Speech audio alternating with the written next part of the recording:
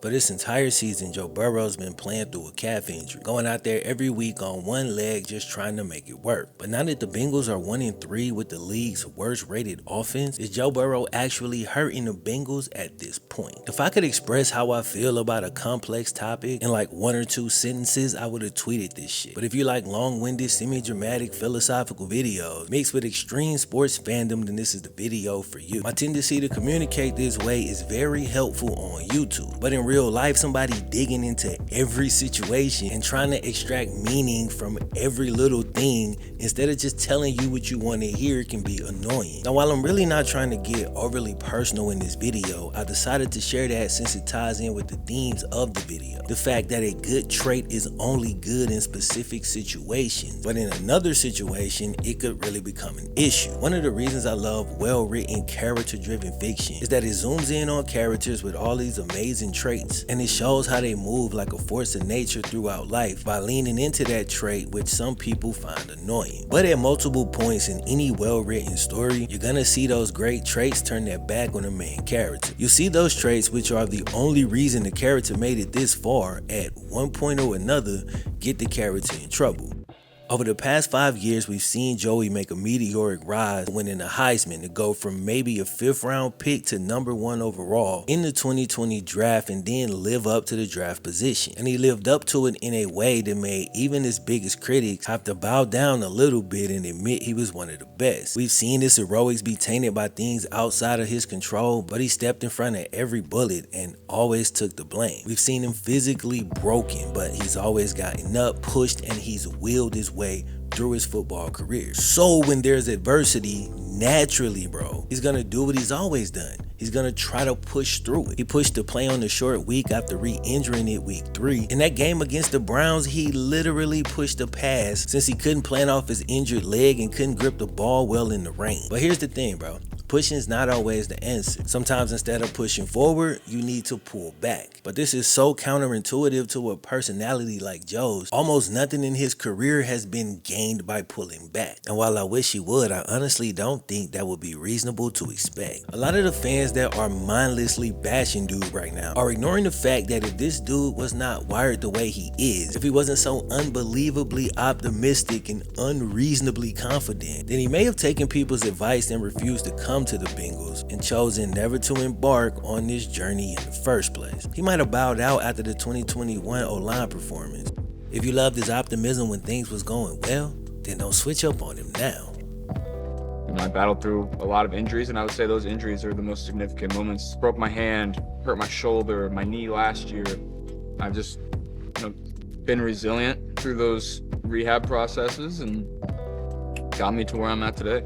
I hate when people go overboard just praising the trait, never acknowledging potential pitfalls since it's working right now. Then the second it don't work, they act completely blindsided. This was always a possibility. That's what made it amazing in the first place. But some people are blaming the Bengals, which is really easy to do. In the NFL, they're one of the easiest targets to dump frustrations on. Despite relative success and usually fielding competitive teams throughout a large chunk of their history, the Bengals carry a certain narrative. But when Joey strained his calf during training camp, bro, the Bengals sat the man for an entire month. He came back week 1 and had to face literally the #1 defense in the league. And just to make matters worse, it rained completely unexpectedly, not to mention the Browns have given a healthy Burrow fits throughout his career. So Joey plays terribly but doesn't re-injure the leg. So in week 2, it's basically like 5% better. He actually finds his foot into a decent degree against the Ravens, and it was actually very encouraging coming off week 1. So he doesn't play perfect but plays well enough to win outside of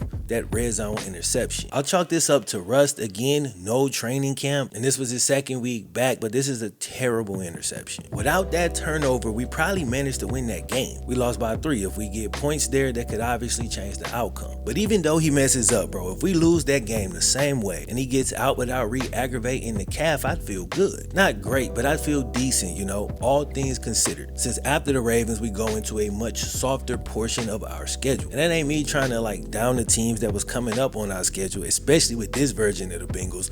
All them teams is capable of beating us, but they don't know us like a book and have defenses specifically built to stop us like the Browns and the Ravens. So had we lost that game and Joe comes out a little more healthy, I honestly would have felt pretty good on into week 3. But unfortunately, he re-injures it and has to sit all week trying to hope and pray that he'll be ready for the Rams on a short week. Once again, he pushes through and he's able to get out there, and despite not being the Joe we're used to, the Bengals are able to win. Had the Bengals lost that game and fallen to 0-3, the season was pretty much over, so he had to play in that game if he could get out there, all in an attempt to save the season. So while I preferred him to sit, bro, I understood the decision. So he makes it through the game and has the best week of practice that he's had all season as he adjusts to his new play style. He's basically playing on one leg, which is far from ideal, but hey, he's trying to make it work. Hey, maybe he can. Then he runs up against a desperate Titans team that he's beaten already 3 times in his 3-year career. They'll probably never admit it, but the Bengals basically broke that franchise, or at least this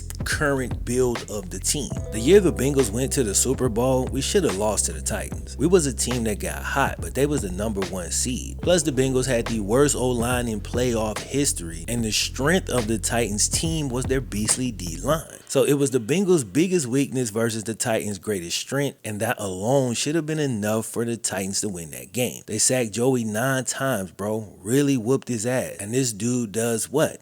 Continues to push through. Time after time, he stands up over and over again, and at the end of the game, he stands firm in the pocket, makes a clutch throw, put the Bengals in field goal range. Money Mac sinks it through, and the Titans were never the same. He also beat them the year prior during his rookie season. Then the year after the playoff matchup, he beat the Titans again. The D-line got so frustrated because they was playing great that when he was kneeling it out at the end of the game, they were still diving through the O-line. So now Joe's limping in against the Titans, trying to get back to 500, and for the third time in a row, we're playing them in Tennessee. With Joey barely able to move, the Titans smelled blood, and they whooped our ass and might be able to use the momentum to turn around their season. Coming out of that game with a bad L, I don't know that it makes sense to continue to play Joe. The injuries really affecting his game. But going into that game, bro, I didn't feel that way, and there was multiple reasons why that was the case. Now, the Bengals don't have a known commodity at backup quarterback, as Jake Browning has basically thrown like 1 NFL pass, and he didn't look great for the most part during the preseason, where him and Trevor Siemian got all the snaps since Burrow was hurt. Now, the other backup is AJ McCarron, who was actually drafted by the Bengals back in the day. He never turned to anything special, but had a solid career as an NFL backup, so maybe that's an option. But his most recent football was played earlier this year in the XFL, where, to be fair, he was really a dog. But of course, the level of competition is obviously a big difference, not to mention the Bengals signed him like a week before the Titans game. So he obviously at that point was not ready to come in and play, which means the backup situation was just a massive unknown. To recap, I don't blame the Bengals for playing Joe on Monday night. And if we had beat the Titans, I'd still lean in the direction of playing Joe the following week to try to get to 3-2. I understand that it's a risk, but it's a risk that's worth taking because it's so early in the season and you still have a chance. Not to mention, we've seen Joe play through these injuries before, and twice now we've slowly seen him get better as he continues to get more reps. Last year was the same way, right? His appendix burst in training camp. He misses all of camp and then comes back week 1. He plays terrible in that game against, of course, a division opponent, and terrible the next week against, of course, a top defense. The Bengals started 0-2 and then won in week 3. And by the time week 4 rolled around, Joe was starting to look like his old self. So if that just happened last year and now he's got an injury that will get better as long as he doesn't re-aggravate it, you recognize that it's possible for him to play through it and slowly get better throughout the course of the season, because again, he's already done it 2 other times. So I don't think it's crazy for the Bengals to be like, okay, he might do it again. So if you bagging on the Bengals for letting them play up to this point, you either don't know the history or you judging after the fact. But of course, hindsight is 20/20. You probably also held the same opinion last year and the year before, but he played in both of those years and ended up having a great year. You actually hear NFL analysts say this type of stuff all the time. If it works, we'll call him a genius, and if it doesn't, we'll call him an idiot. They say it like they're proud of it or like that's the thing to really do, but I think you should make a firm decision, bro.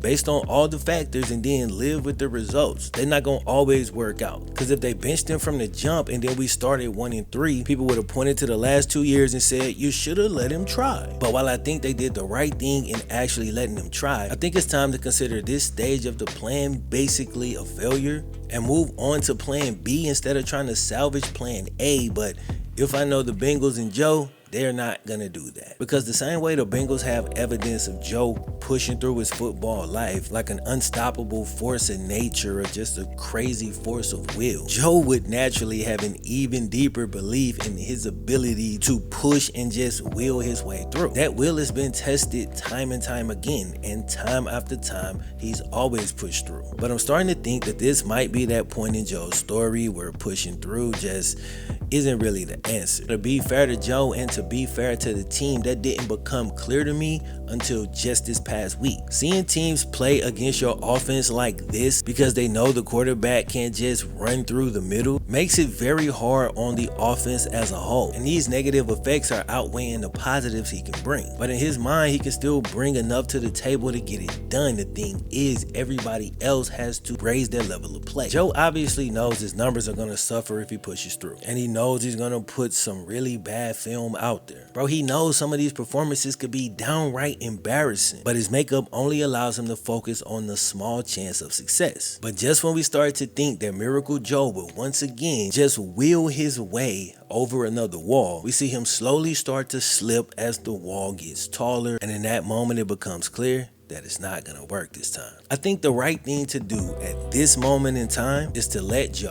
rest and let the backup play. Joe was still waving off coaches to get back into the game late in the fourth quarter when the game was already lost. His ability to only focus on potential positives is one of the greatest traits a quarterback can ever truly have. This is why Joey is my favorite quarterback. But we talked about how traits can go from positive to negative in certain circumstances. This was a time when Joe should have realized we can't win, at least not in the short term. Let's enact a long-term plan. If he made that mindset shift, he would have realized that it's best to just let the team see what they have in Jake Browning. Because if he's worthy to be the backup, he should be able to weather the storm. I don't necessarily believe that's true, but I still need to see it. And the fourth quarter of that game was kind of the perfect time to see if Browning brought anything to the table. Then maybe Joe could rest peacefully. But now we still have no idea if Jake can play, and judging off what I saw in the preseason, I'm not super confident that he can. But the sooner you find out, the better for the organization, because we move closer to a solution at that position instead of uncertainty. Not to mention, if Joe had actually gotten injured worse in that game, that would have literally been the worst case scenario. But bro, if the Bengals bench him, it's gonna have to be against his will, which would probably be the first time they've ever had to do that. Many believe they drafted Jamar Chase due to Burrow's insistence. The offense we run is of course tailored to what Joe likes. He doesn't like turning his back to the defense. He wants to see everything and keep it all in front of him. That's his preferred play style. That's why you see so little traditional play action from the Bengals offense when you watch us play. Joe also strongly prefers to play out of the shotgun, and now since he can't drop back, that's pretty much our only option. But that's another reason why traditional play action is so extremely rare within the Bengals offense. This obviously comes with some pros and some cons, but when Joe's 100%, the positives outweigh the negatives by a mile. Big media and online media all scream to the top of their lungs that the Bengals should do whatever it is Joe wants. Structure the offense like LSU. Get the players that he wants. And I 1000% support that way of thinking. That's the 100% the right move. It's the only move. I don't disagree with it at all, but I'm just trying to make a point that 99% of the time the Bengals should absolutely listen to Joe. He has nearly single-handedly changed the whole organization. By the time it's said and done, I think he'll be the Bengals GOAT. He's my favorite player in the league. That's my quarterback through and through. But this goes back to the central theme of this video. There's no one-size-fits-all answer for every situation. So just like how pushing for Joe has always worked, doing the things that Joe wants has always worked out for the Bengals. So when Joe says he wants to play through the injury, of course they're gonna listen. But both the team and the player, I think, are now at a point where they need to break them tendencies for the greater good of the team. Here's an on-field analogy. So I just talked about how the Bengals don't use a lot of traditional play action within their offense. Well, on Monday Night Football, when playing against the Rams, they broke that tendency for the most successful offensive play of the night. And I think at this point, for both Joey and the Bengals, a tendency breaker could result in the most successful move of the season. So for one, we learned whether or not any of the backups are any good. Then in the offseason, we can move accordingly instead of just holding on for familiarity. Two, Joe gets healthy and doesn't risk further injury or risk injuring something else due to overcompensating for the calf. And that's coming from a guy who pulled one of my hamstrings in high school, then went to college and tried to practice before that hammy was fully healed. I ended up pulling the other hamstring due to unintentional compensation, and now my hamstrings are so messed up that I could barely remember which one I hurt first. Another benefit of resting Joe would be this: Zach Taylor gets to really flex his play calling muscle. You don't have Joe out there to get you in the right play, so you're gonna excel or finally admit that play calling is not your thing. For the record, I love Zach Taylor. I think he's an excellent head coach. Dude's a true culture builder, even beyond the locker room. I think he's a great CEO type who I love as the Bengals coach, but I do not want him calling the plays. But if he can't produce offense to at least a decent level with Chase and our other weapons, even with a backup quarterback, maybe it finally helps him learn that in order to reach his full potential, maybe he has to let go of the whole play calling thing. Yet another situation where maybe pulling back would be more effective than just trying to push through. If we go on a win streak, maybe we sneak into the playoffs. Joe comes back at the end of the year fully healthy and we go on a run. If not, maybe we lose enough games to get a good draft pick. And if T leaves this offseason, maybe we get Marvin Harrison. Because a lot of the other teams who have one win right now are actually in search of that new franchise quarterback. And there's a bunch of them in this year's draft, so they'll probably be going for them. And if we can hang around the top, we got a chance to do something crazy. So what I did there is a little trick, something I learned going through life and constantly having to cope with both small and big disappointments. I covered the whole range of scenarios in positive optimism. That way, no matter how it goes, I got a chance to get a win. And I'm not giving up on the season. I laid out two possibilities: a playoff scenario and a draft pick scenario. And of course, within those two scenarios, there's like a million variables, but I like both of those as a plan and a backup plan at this point. Now, as for Joe, everything I ever seen from him tells me that his intentions are pure. Hell, he just signed the contract. Like, he don't have to go out there. He's doing what he believes is the right thing to do and the best thing to do. And it's probably the hardest decision to make. He's probably getting dragged nationally right as we speak, but he wants to give everything that he can muster to the team. And I get it, which is why it's hard for me to say he's hurting the team, especially when we don't have a reliable backup sitting behind him. But I will say that I don't think pushing through in this case is the best decision, but I'm 99% sure that Joe does not share that opinion. I think he gave it a valiant effort, but it's time to pull back and not push through. I think it's time in Joe's story for him to actually learn that sometimes even he has to fall back and regroup. It doesn't make you weak, man. You gave it your best go. You was extremely unlucky, but this time you can't save him. Not in your current state. You gotta go back and get stronger. Minor setback for major comeback. Embrace your training arc. Maybe after a time skip, you'll come back stronger than ever to finally avenge your crew, to pick yourself up once again and continue your journey to the top. The goals never really change for me. They never really have. You know, the top of the mountain is always the goal, personally and team-wise. Okay. How would you define the top of the mountain for a personal goal? Well, being the best in the world, I think that's always been my goal.